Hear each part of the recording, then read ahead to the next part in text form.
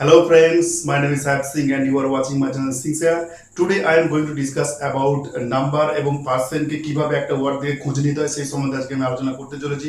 তো ফ্রেন্ডস আমি ভিডিও বানিয়েছিলাম পার্সোনাল নাম্বার নিয়ে, পার্সেন্টস নিয়ে, কিন্তু আজকের ভিডিওটা হলো একটা ওয়ার্ড থেকে কেমন করে আমরা নাম্বার এবং পার্সেন্টসকে খুঁজে বের করব সেটা আমি শেখাতে চলেছি। ফ্রেন্ডস একটু ভালো করে দেখতে থাকো। কিন্তু ফ্রেন্ডস ভিডিও শুরু করার আগে প্রত্যেকটা ভিউয়ার, সাবস্ক্রাইবার্স এবং লাইকার্সদেরকে আমার তরফ থেকে অশেষ অশেষ ধন্যবাদ। থ্যাংক ইউ সো মাচ আমার ভিডিও দেখার জন্য এবং আমাকে সাপোর্ট করার জন্য এবং আমার চ্যানেলকে সাবস্ক্রাইব করার জন্য। তো friends thank you very much again. এইভাবে আমাকে সাপোর্ট করতে থাকুন যাতে আমি আরও ভালো ভালো ভিডিও আপনাদের সামনে নিয়ে আসতে পারি। Thank you. তো ফ্রেন্ড চলুন আজকের ভিডিও স্টার্ট করা যাক। তো ফ্রেন্ডস এখানে একটি সেন্টেন্স লেখা আছে যেটা আপনারা দেখতেই পাচ্ছেন। তো দ্য বয় ইটস রাইস, বালকটি ভাত খায়। তো ফ্রেন্ডস ইট হলো একটা মেন ভার্ব যার বাংলা মানে হলো খাওয়া। তো ফ্রেন্ডস আমি আমার ফার্স্ট ভিডিওতে বলেছিলাম যে মেন ভার্বকে 5 ভাবে ব্যবহার করতে পারি। তো আমাদের এখানে মেন ভার্বটি হলো ইট, যে যাকে নিয়ে একটু ভালো করে আলোচনা করা দরকার। তো ফ্রেন্ডস ইট মেন ভার্বটির 5টি ব্যবহার একটু দেখে নাও। ফার্স্ট ফর্ম ইট, যার বাংলা মানে হলো খাওয়া। সেকেন্ড ফর্ম এট, মানেটা পাশে ভালো করে দেওয়া আছে। থার্ড ফর্ম ইটেন, এর মানেও ভালো করে দেওয়া আছে। কিন্তু ফ্রেন্ডস এর পরের যে দুটি ফর্মের কথা আলোচনা করতে চলেছি সেগুলো কনজুগেশন অফ ভার্বের মধ্যে কিন্তু পড়ে না। এবার বলি, কেউ যদি কনজুগেশন অফ ভার্ব সম্বন্ধে কারো যদি জানা না থাকে তাহলে পরের ভিডিওতে আমি অবশ্যই এটা আলোচনা করে দেবো পরবর্তীকালে। তো ফ্রেন্ডস বাকি দুটি ফর্ম হলো ইটস এবং এটিং। তাহলে ফ্রেন্ডস তোমরা বলতে পারবে কেন এখানে মেন ভার্ব ইটের সঙ্গে বা ইটের সাথে এস যোগ করা আছে।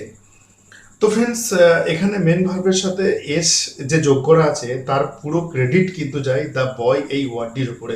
সেটা কেন, সেটা ভালো করে আমরা আলোচনা করলেই, দ্য বয় ওয়ার্ডটিকে নিয়ে আলোচনা করলেই আমরা দেখতে পাবো। তো ফ্রেন্ডস এবার দেখে নেবো how to measure number and how to identify a person from a word. মানে কেমন করে একটি ওয়ার্ড থেকে নাম্বার এবং পার্সনসকে খুঁজে নেওয়া যায় এই সম্বন্ধে আমরা একটু আলোচনা করে নেবো। তো ফ্রেন্ডস দ্য বয় ওয়ার্ডটি থেকে আমাদেরকে পার্সন এবং নাম্বারকে খুঁজে বের করতে হবে, বাট তার আগে ওয়ার্ডটি নাউন বা প্রোনাউন কি না দেখে নিতে হবে। তো ফ্রেন্ডস ওয়ার্ডটি প্রোনাউন নয় তো বটেই, কারণ প্রোনাউন হলে সি, হি, দে, ইট এসব থাকতো, তাহলে অবশ্যই এটা প্রোনাউন নয়। তো ফ্রেন্ডস তাহলে ওয়ার্ডটি অবশ্যই নাউন। তো ফ্রেন্ডস এবার ওয়ার্ডটির নাম্বারটি কি দেখে নেওয়া যাক। ওয়ার্ডটি প্লুরাল নাম্বার তো নয়, কারণ ওয়ার্ডটি প্লুরাল নাম্বার হলে ওয়ার্ডটির সাথে এস বা ইয়েস যোগ থাকতো, তাহলে অবশ্যই সেটা প্লুরাল নাম্বার নয়, তাহলে ওয়ার্ডটি অবশ্যই সিঙ্গুলার নাম্বার। তো ফ্রেন্ডস এবার ওয়ার্ডটি থেকে পার্সনসকে খুঁজে নেওয়া যাক।